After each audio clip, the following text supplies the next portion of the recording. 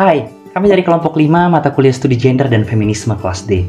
Dan dalam video kali ini, kita akan bersama-sama mengeksplorasi mengenai konsep gender dan feminisme yang ada dalam masyarakat, serta melihat bagaimana gerakan ini berkembang dan memahami apa saja yang menjadi tantangannya.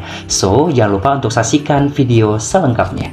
Dimulai pada abad yang ke-18, Mary Wollstonecraft merupakan salah satu pelopor feminisme liberal klasik. Nah, dalam bukunya Mary Wollstonecraft ini menentang pandangan yang menganggap perempuan itu hanya sebagai makhluk emosional.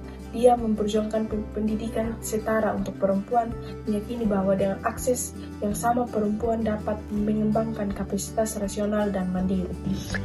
Oke, baik, jadi kita akan masuk pada penjelasan selanjutnya. Itu pada abad ke-19 itu adanya gerakan suffrage dan abolisionis yang dimana memperjuangkan hak suara dan kesetaraan gender di sebuah negara yaitu Amerika Serikat. Dan adapun seorang tokoh yang bernama Elizabeth Cady Stanton dan juga Sojourner Truth, mereka berbicara tentang menuntut hak-hak pada konteks saat itu yang lebih difokuskan yaitu tentang kesetaraan. Selain itu juga melawan akan ketidakadilan rasial dan gender pada saat itu.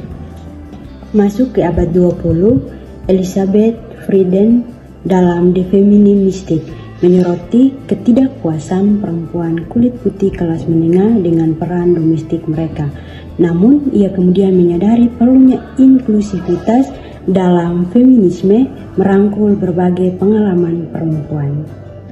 Selanjutnya, Catherine McKinnon yang menolak pendekatan sameness dan difference dalam feminisme. Ini menekankan bahwa perlunya sistem hukum yang mengatasi penindasan.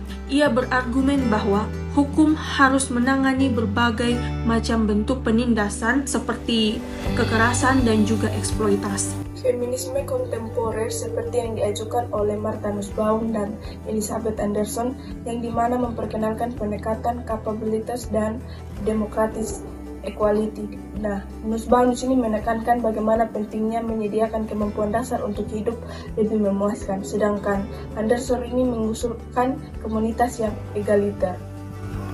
Konsep gender sering dipahami sebagai konstruksi sosial di mana peran dan ekspektasi didasarkan pada norma-norma sosial bukan hanya biologi. Isu-isu gender melibatkan stereotip yang memperkuat ketidakadilan dan perlunya pendekatan interseksional untuk memahami pengalaman perempuan dalam berbagai latar belakang. Dari perjuangan awal untuk hak suara hingga feminisme egalitarian kontemporer, gerakan ini terus berkembang untuk menciptakan masyarakat yang lebih adil. Feminisme berupaya untuk mengatasi ketidaksetaraan, mempromosikan kebijakan afirmatif, dan memastikan kesetaraan untuk semua.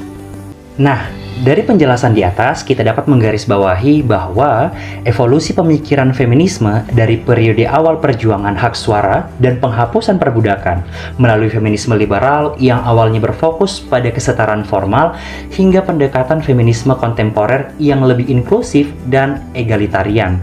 Kritik terhadap pendekatan-pendekatan ini mendorong pemikiran feminis untuk lebih memperhatikan berbagai bentuk penindasan dan ketidaksetaraan, serta menekankan perlunya integrasi prinsip-prinsip kesetaraan dan penghargaan terhadap perbedaan dalam mencapai masyarakat yang lebih adil. Terima kasih telah menonton video kami. Mari kita terus mendukung gerakan feminisme dan konsep gender yang lebih inklusif untuk menciptakan dunia yang lebih adil bagi sesama. Sekian video dari kami, semoga bermanfaat dan sampai ketemu di video selanjutnya.